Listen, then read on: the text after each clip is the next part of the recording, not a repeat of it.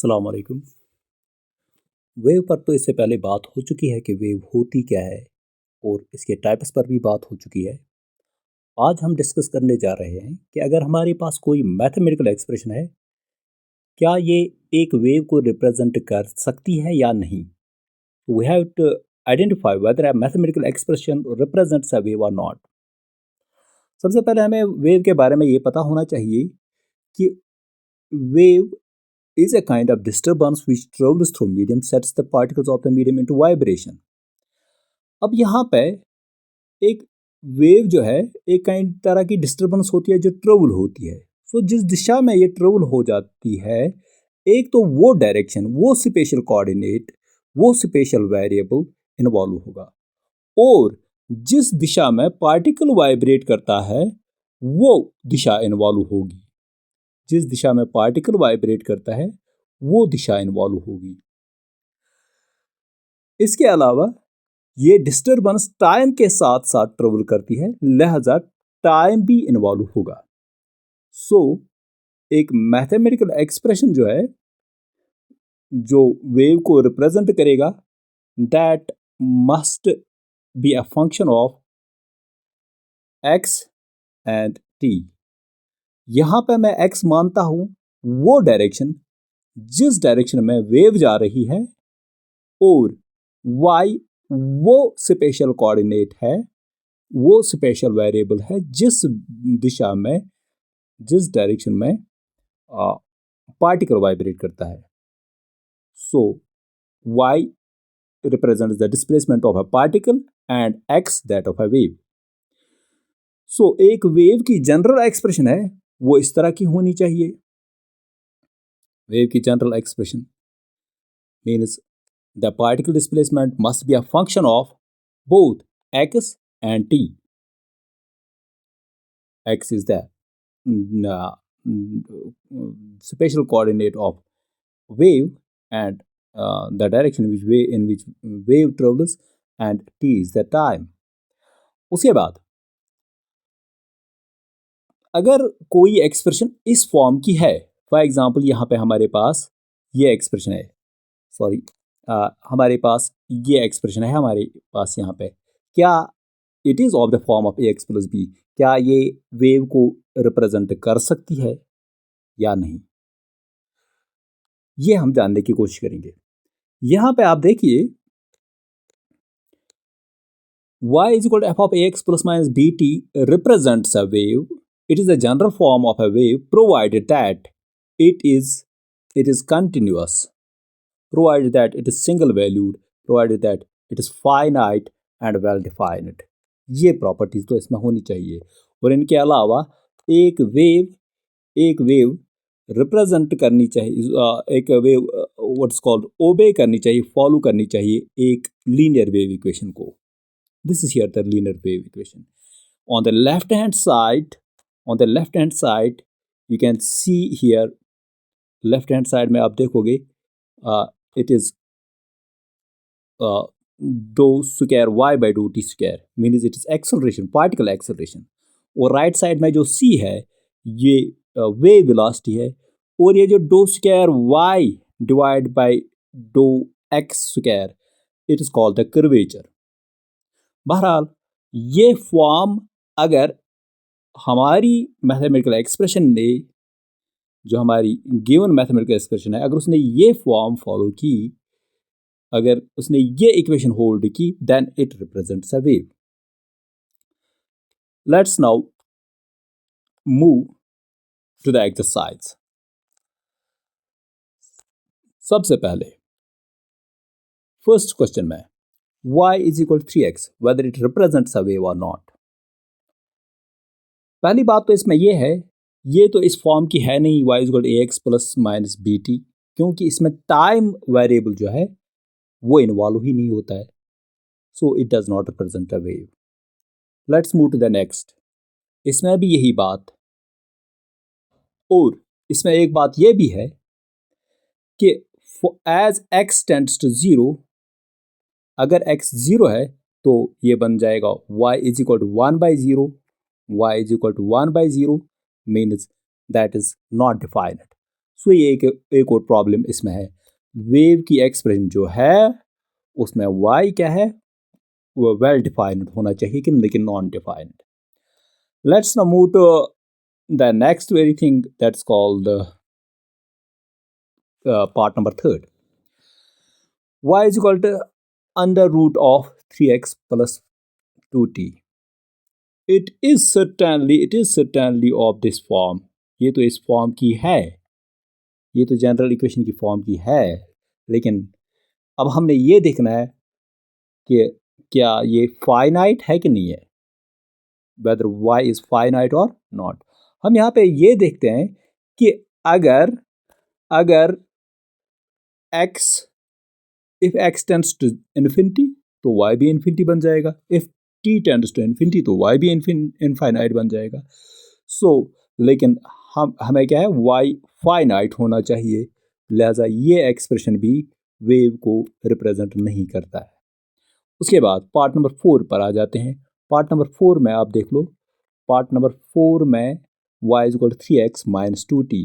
यहाँ पर भी वही बात, इफ x और if x tends to infinity then y tends to infinity, ये भी वेव नहीं है। तो अब आ जाते हैं हम व्हाट्स कॉल्ड पार्ट नंबर,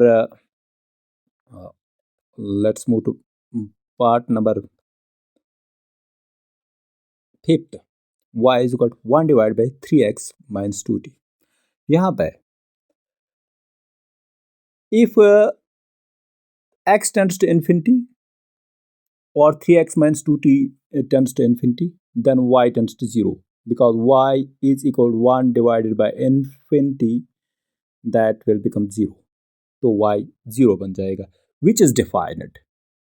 अगर y 0 है तो ये वेव हो सकता है,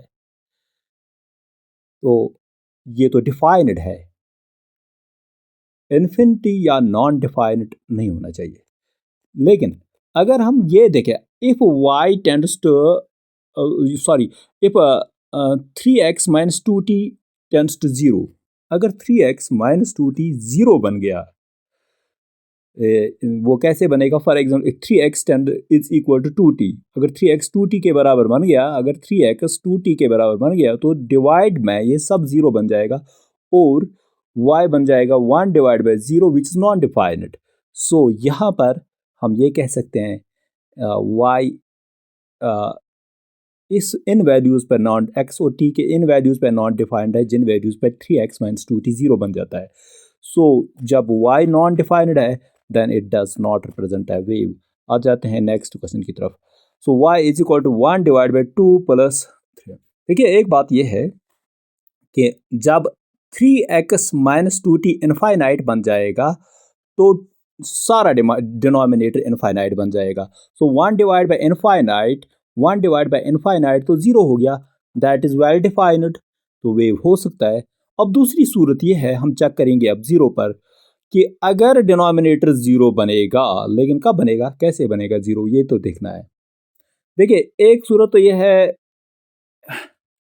एक सूरत तो यह है कि अगर 3x 2t के बराबर बन गया, अगर 3x 2t के बराबर बन गया तो उस सूरत में 3x माइनस 2t 0 बनेगा, 3x माइनस 2t 0 बन जाएगा। तो अगर ये 0 बन गया 3x माइनस 2t, तो फिर भी y रहेगा 1 डिवाइड बाई 1 डिवाइड बाई 2। तो इस सूरत में भी ये वेल डिफाइंड है, तो इस सूरत में ये वेव रहेगा। अगर हम क्वेश्चन नंबर पार्ट नंबर 5 और पार्ट नंबर 6 की तरफ देखोगे, सो ये 2 का फर्क इस 6 पार्ट के एक्सप्रेशन को वेव बना सकता है, और जबकि 5th पार्ट की जो एक्सप्रेशन है that's not a wave. Let's now move to part number 7। Part number 7 में आप देखिए, y is equal to 5 sine of 40। Sine का अगर हमें डोमेन पता है, साइन का वैल्यू -1 से लेकर +1 तक होता है, तो इसका मिनिमम वैल्यू -1 है और मैक्सिमम वैल्यू +1 है, तो ये इन्हीं के दरमियान दौड़ता है। जब साइन -1 होगा, साइन ऑफ 40 जब -1 होगा तो y 5 बन जाए, -5 बन जाएगा, y बन जाएगा -5, और जब साइन ऑफ 40+1 के बराबर बन जाएगा तो y बन जाएगा उस सूरत में 5। तो दोनों सूरत में y फाइनाइट होगा। So this represents a wave, this represents a wave. लेकिन एक बात इसमें ये है, एक बात इसमें ये है, y तो हमें फाइनाइट निकला, y तो हमें फाइनाइट निकला for all values of t का कुछ भी वैल्यू दे दो y तो फाइनाइट होगा। लेकिन but it is not of the form of this, ये तो जनरल इक्वेशन की फॉर्म में नहीं है। It does not contain x, sine does not contain x, so it does not represent a wave, though it represents an oscillation and that too a simple harmonic oscillation। ये तो simple harmonic oscillation को represent करता है, लेकिन it does not represent a wave because it has not the form ax plus minus bt। So let's now move to next question। y is equal to 5 cos of 4t minus 3x। इसमें पहली बात, it is of the form of ax plus minus bt। cos जो है वो एक function है x और t का, तो ये इस फॉर्म का है ax प्लस माइनस bt। सिर्फ ये कि t और x इंटरचेंज किए हुए है, बस इतना है, लेकिन ये उस फॉर्म में है। So it represents a wave. दूसरी बात अब ये कि cos का वैल्यू तो फाइनाइट है for all values of x and t, so it represents a wave. एक तो ये ax प्लस माइनस bt की फॉर्म में है, दूसरा ये फाइनाइट है for all values of x and t, तो so it represents a wave. उसके बाद आ जाते हैं इस पर y is equal to 5x, it is not of the form of ax plus bt, इसमें तो t नहीं है, so it does not represent a wave। so दूसरी बात ये भी कि if x tends to infinity, then it becomes y is equal to e raised power infinity, so that is infinity। so इसका वैल्यू इनफाइनाइट बन जाता है, जो कि वेव के लिए ठीक नहीं है, वेव होने के लिए ये शर्त ठीक नहीं है। सो अब चलते हैं नेक्स्ट क्वेश्चन की तरफ। ये भी वेव नहीं है, क्योंकि इसमें as t tends to infinity y बनेगा e raised power infinity which is again infinity. So this too not is finite, so it does not represent a wave. दूसरी बात इसमें यह भी है कि ये ax प्लस माइनस bt की फॉर्म में नहीं है। और उसके बाद नेक्स्ट क्वेश्चन की तरफ आ जाते हैं। y is equal to e raised for 5t plus 2x, y is equal to 5t plus 2x। it is of the form of, it is a function of x and t, and that to a linear function of x and t, so it may represent a wave। लेकिन एक बात इसमें यह है जो कि wave के लिए मुनासिब नहीं है, जैसे ही 5x प्लस 2t इनफाइनाइट बन जाएगा तो ये बन जाएगा e रेज पर infinity, that's again infinity. So it does not represent a wave, though कि इसकी फॉर्म है, though it satisfies this equation but it does not hold these conditions. ये कंडीशन तो इस होल्ड नहीं करती है, so it is not a wave. Let's now move to this part. यहाँ पे आप देख लो, सॉरी, ये part y is equal to e raise power minus 3x minus 4t। यहाँ पे आप देख सकते हो as 3x minus 4t tends to infinity, जैसे ही 3x माइनस 4t इनफाइनाइट बन जाएगा तो y बनेगा e raised power minus infinity, and e raised power minus infinity is how much, that is zero, that is well defined. So इसमें दोनों शर्त है, एक तो ये इस फॉर्म का है कि ये it is a function of ax minus bt, एक तो ये इस फॉर्म का है। दूसरा ये कि it is finite for all values of x and t, so it represents a wave। so next very part is this one, y is a logarithmic function of 5x plus 3t। देखिए सबसे पहले ये जो log का augment है 5x plus 3t, it can not be negative because log is not defined for negative values। so अब जब जैसे अब अगर ये पॉजिटिव है, जैसे जैसे ये बढ़ रहा है तो लॉग भी बढ़ रहा है, so it too can tend to infinity, so this too not represent a wave, ये भी वेव नहीं है। Next, y is equal to 5x, sorry, y is equal to 5 sine of 3t square plus 2x cube। सबसे पहले it contains x and t, but it is not a linear function of x and t, so it does not represent a wave। it is not a linear function of x and t, ये it is not a linear function of, ये तो cubic function of x की, और so it does not represent a wave। so इसके बाद आ जाते हैं हम नेक्स्ट पर। ये यहाँ पे आप क्या बोल रहे, it is a function of, it is a squared function of 3x plus 2t, squared function of 3x, और 3x प्लस 2t तो लीनियर फंक्शन है। अब ये देखिए, ये वेव हो सकता है, यहाँ पर x के ऊपर बराह रास्त डायरेक्ट स्क्वायर या क्यूब, 1 से ज़्यादा पावर नहीं है, और इसी तरह t के ऊपर भी 1 से ज़्यादा पावर नहीं है, दो कि इस फंक्शन के यानी कि 3x प्लस 2t के ऊपर स्क्वायर है, that will not matter, so that will not make any problem for this to qualify a wave। लेकिन एक बात ज़रूर है, as 3x plus 2t tends to infinity, so ये बन गया infinity square which is again infinity, so it does not represent a wave। अब इस पे आ जाते हैं, गौर से इस पे देखें, यहाँ पर अगर 3x plus 2t whole square,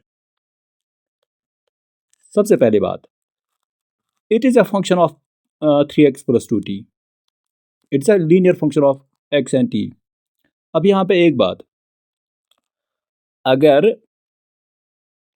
3x plus 2t 0 बन गया तो y किसके बराबर बन गया, 4 divide by 1 that is 4 which is finite, so wave हो सकता है। अब किस पे ट्राई करें, अब ट्राई करते हैं, अगर 3x प्लस 2t इन्फिनिटी बन गया, अगर 3x प्लस 2t इन्फिनिटी बन गया तो ये इन्फिनिटी स्क्वायर भी इनफाइनाइट बन गया, so infinity plus 1 that is again infinity, 4 divide by infinity that is 0 which is again well defined, so फिर भी वेव हो सकता है। अगर जीरो वेव, मैंने इससे पहले भी बोला, अगर कि जीरो वैल्यू निकल गया आपका y का तो भी वेव हो सकता है, so it may be a wave.